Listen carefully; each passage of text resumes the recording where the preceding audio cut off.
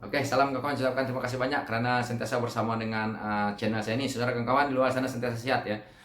Saya ada sedikit pencerahan lah berkenaan dengan isu kalau kita lihat yang mana hari ini bila menteri kita keluar ke kenyataan, mereka terus dikritik hebat oleh para netizen dan oleh rakyat.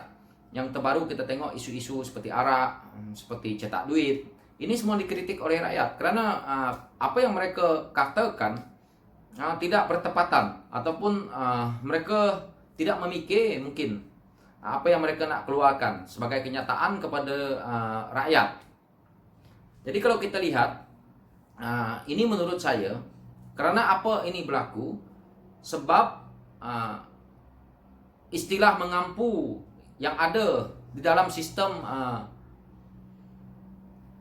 kerajaan kita ini dan mungkin di jabatan-jabatan kerajaan ini terlampau, tidak saya katakan parah, tetapi sudah berdarah daging terlampau lama. Jadi perkara ini berlaku, quality itu tidak ada. Kalau kita lihat, cuma quality untuk membohong karena mereka pengampu, pembodek. Jadi inilah yang berlaku. Kalau kita lihat orang yang mengampu ini tadi, mereka ini adalah gilakan jawatan, gilakan kuasa, yang penting mereka duduk di atas.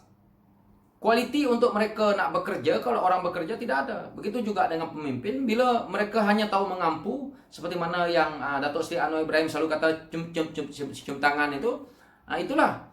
Jadi kualiti itu tidak ada. Orang yang berkualiti ditendang keluar, dijatuhkan.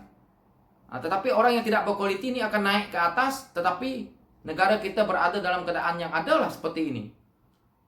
Di negara mana-mana pun banyak pengampu, tetapi persennya itu sedikit. Kalau kita punya ini, kita tengok dah terlampau banyak orang yang dalam politik ini kaki ampu semua. Jadi mereka tidak ingat hal bagaimana nak membangunkan negara, bagaimana nak membangunkan sistem ekonomi rakyat, ekonomi negara. Yang mereka ingatkan berapa persen aku dapat, berapa gajiku naik, apa jawatan aku dapat, dan berbagai-bagai lagi lah. Jadi ini yang berlaku dalam negara kita ada hari ini. Sebab itu kenapa saya selalu katakan bahawa kalau sistem negara kita ini dapat ditukarkan oleh Datuk Seri Anwar Ibrahim akan datang, saya berharap perkara ini tidak berlaku terlampau banyak. Dan kalau kita nak tahu seperti mana yang kita selalu dengar, kartel-kartel itu, di mana-mana parti politik pun ada kartelnya. Cuma berapa banyak, berapa persen yang ada macam tu. Jadi ini yang merosakkan sistem negara kita ini, sistem yang mana kalau kita tengok mana-mana kerajaan kita yang lepas pun, daripada Barisan Nasional ke PH, dan berlaku dengan kerajaan hari ini, inilah yang berlaku. Dan kalau Datuk Seri Anwar Ibrahim boleh berada di tampuk pimpinan itu, mungkin Datuk Seri Anwar Ibrahim boleh menggunakan sistem yang mana yang selalu PH laungkan, yaitu reformasi. Jadi reformasi itu penting kepada sistem negara kita supaya kita boleh menukar corak yang mana kita lihat hari ini begitu parah sekali sistem dia. Sistem perundangan, sistem berbagai-bagai lah, semuanya sudah seolah-olah rakyat hampir-hampir tidak percaya kepada sistem yang ada hari ini. Terutama kita tengok sistem kehakiman, banyak rakyat, banyak netizen mengeluh. Seperti kita tengok hukuman kepada menteri, hukuman kepada rakyat. Jadi ini bertentangan dengan sistem yang sepatutnya kita rakyat mahu. Dan kalau Datuk Seri Anwar Ibrahim boleh menjadi Perdana Menteri, benda ini kita rakyat yakin bahawa dia akan rubah sistem ini sebagai negara demokrasi, dan sistem reformasi itu disegarkan, dan saya percaya perubahan itu akan berlaku dengan baik, serta ekonomi kita akan kembali pulih dengan tidak begitu segera, tetapi pelan-pelan akan kembali ke landasan yang betul. Walaupun tidaklah 100% akan terus berlaku, tetapi sistem dalam kerajaan itu perlu dirubah dengan cara reformasikan sistem yang ada hari ini.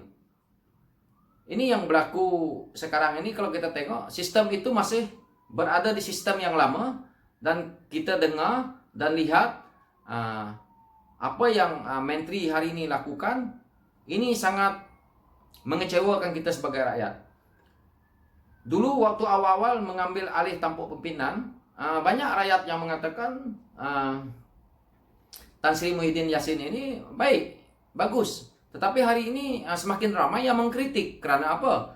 Karena sistem yang ada, yang lama itu, mereka masih gunakan di zaman UMNO, di zaman Barisan Nasional dulu. Sistem yang sama, karena dia pun dari acuan yang sama. Jadi dia menggunakan sistem yang sama. Jadi ini bezanya. Dan apa yang rakyat mahu hari ini, bila melihat perkara yang sama berlaku, rakyat semakin hari semakin bosan dengan keadaan pandemik yang ada hari ini. Jadi rakyat inginkan satu perubahan. Karena apa? Kalau kita lihat hari ini, netizen mereka lebih kepada PH, lebih kepada Datuk Seri Anwar Ibrahim supaya memerintah. Semakin cepat Datuk Seri Anwar Ibrahim dapat berada di tampuk pimpinan tertinggi negara kita ini, semakin baik. Tetapi perkara ini tidak akan berlaku kalau bukan daripada mandat daripada kursi MP yang ada. Karena ini bukan pilihan raya. Kita cuma mampu berharap agar belanjawan minggu depan dapat membantu dia untuk berada di tampuk pimpinan tertinggi. Dan kita juga berharap MP-MP yang ada dapat menyokong Datuk Seri Anwar Ibrahim untuk dia naik. Kalau kita sebagai rakyat hari ini, kita hanya mampu berkata seperti saya ini. Karena selagi belum ada PRU, kita tidak dapat mengundi wakil rakyat yang kita mahu. Jadi kita tidak dapat mengubahkan sistem ini. Yang boleh mengubahkan sistem ini adalah MP yang ada dalam kerajaan, MP yang ada di kabinet yang ada hari ini, yang berjumlah 222, tetapi dah 2 meninggal. So MP ini saja yang mampu, yang tinggal 220 ini, yang mampu mengubahkan supaya Datuk Seri Anwar Ibrahim menjadi Perdana Menteri. Kalau dia mendapat sokongan daripada MP, daripada GPS, daripada Warisan, dan sedikit daripada parti lain, mungkin dia boleh naik. Karena kekuatan PH yang kita tahu hari ini ada 91 kursi itu sudah solid. Jadi tinggal bantu daripada 2 komponen yang besar dan MP-MP yang lain untuk menyokong dia naik sebagai Perdana Menteri. So itu saja yang kita boleh sebagai rakyat untuk melihat. Dan itu akan berlaku satu perubahan jika ini berlaku. Tapi kalau tidak ini berlaku, maka kita rakyat menunggulah PRU ke-15. Itu saja.